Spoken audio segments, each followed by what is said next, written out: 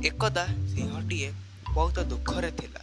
दिने से ईश्वर पाखरे जाई पहुँचिला एवं कहिला, प्रभु, मो शरीर रे सौंदर्य, पराक्रम, बल और साहस भर्ती होई रही।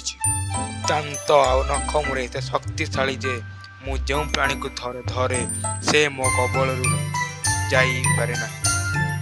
उक्त सब कारण मन राजा होई समस्त प्राणी माने मत देखिले से माने सी जगह छाड़ी पलाई जाते। एते सब स्थायी मध्य मु एक गंजा कुकुड़ार आवाज रे डरी जाए।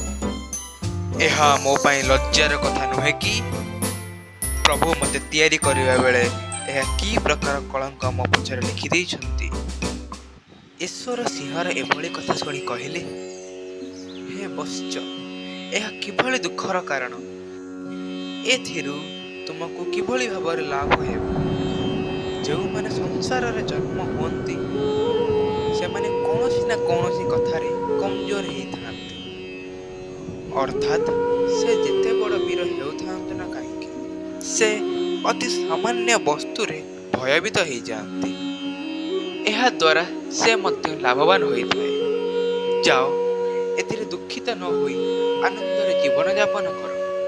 ଈଶ୍ୱରଙ୍କର ଏଭଳି ଉପଦେଶରେ ସିଂହ ମହାରାଜାଙ୍କର କୌଣସି ପ୍ରତିକ୍ରିୟା ସୃଷ୍ଟି ହେଲା ନାହିଁ କିମ୍ବା ସେ ସନ୍ତୋଷରେ ମଧ୍ୟ ରହିପାରିଲେ ନାହିଁ।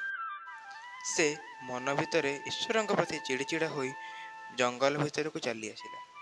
ସେ ଆସିଲା ବେଳେ ଦେଖିଲା ଗୋଟେ ବିରାଟ ହାତୀ ତାର ଦୁଇଟି ବିରାଟ କାନକୁ ହଲାଇ ହଲାଇ ଆସୁଛି।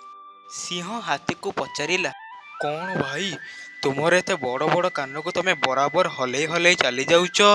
ହାତୀ ତାର ଗୋଡ଼ ଆଗକୁ ବଢ଼ାଇ ଉତ୍ତର ଦେଲା, ତୁମେ ଏତିକି ମଧ୍ୟ ଜାଣିନ ମୁଁ ଏଇ ଭଣ ଭଣ କରୁଥିବା ମଶାମାନଙ୍କୁ ବହୁତ ଡରେ।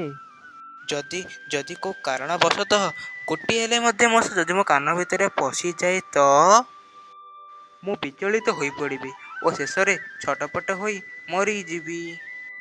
ଏହି କଥା ଶୁଣିବା ପରେ ସଙ୍ଗେ ସଙ୍ଗେ ସିଂହର ମନ ଖୁସି ହେଇଗଲା। ସେ ନିଜକୁ ନିଜେ କହିଲା, ଅସନ୍ତୋଷରେ ଲାଭ କ'ଣ ମିଳିବ? ଈଶ୍ୱରଙ୍କ ବାଣୀ ସତରେ ଠିକ୍ ଅଟେ। ମୋର ଦୁଃଖିତ ହେବାର କୌଣସି କାରଣ ମଧ୍ୟ ନାହିଁ।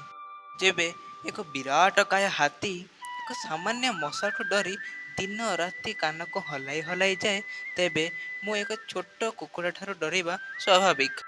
ତେବେ ଏଥିରେ ଡରିବାର କିମ୍ବା ଲଜ୍ଜିତ ହେବାର କାରଣ ମଧ୍ୟ ନାହିଁ। ତେବେ ସାଙ୍ଗମାନେ, ଆଜିର ଗଳ୍ପ ତ ସରିଯାଇଛି। ଆପଣଙ୍କୁ କେମିତି ଲାଗିଲା ଆପଣ ନିଶ୍ଚୟ କମେଣ୍ଟରେ ଜଣାନ୍ତୁ ଏବଂ ଆମ ଚ୍ୟାନେଲରେ ନୂଆ ଥିଲେ ଚ୍ୟାନେଲକୁ ସବସ୍କ୍ରାଇବ୍ କରି ବେଲ୍ ଆଇକନ୍ ପ୍ରେସ୍ କରିଦିଅନ୍ତୁ। ଧନ୍ୟବାଦ।